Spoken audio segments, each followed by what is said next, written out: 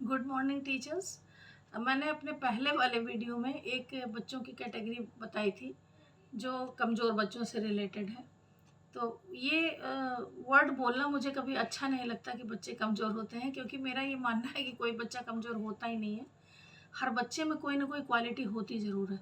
लेकिन फिर भी इस बात को ध्यान रखते हुए अगर हम इस पे आगे बढ़ें तो ये देखेंगे कि अगर बच्चा चीज़ों को सपोर्ट नहीं कर पा रहा है या हम उसके साथ सपोर्ट नहीं कर पा रहे हैं, कहीं न कहीं प्रॉब्लम बनी हुई है, तो ऐसी कंडीशन में हमें ये देखना पड़ता है कि बच्चे में आत्मविश्वास में कमी आ जाती है। आत्मविश्वास में कमी होती है तो वो कन्फ्यूज़न के स्टेट में चला जाता है।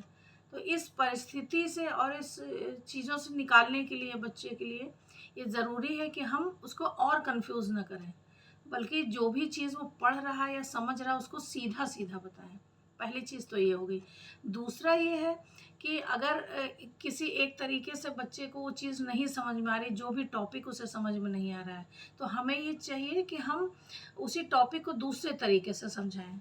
क्योंकि जब तक वो समझेगा नहीं तब तक उसका पढ़ाई में कोई इंटरेस्ट आएगा नहीं, और पढ़ाई में इंटरेस्ट के लिए ज़रूरी है कि बच्चे का कंसेप्ट क्लियर हो।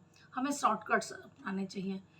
और कहने की बात ये है कि जो भी बच्चे इस तरह के हैं उनकी जो एक शक्ति होती है, जो स्ट्रेंथ होती है, वो बड़ी लिमिटेड होती है।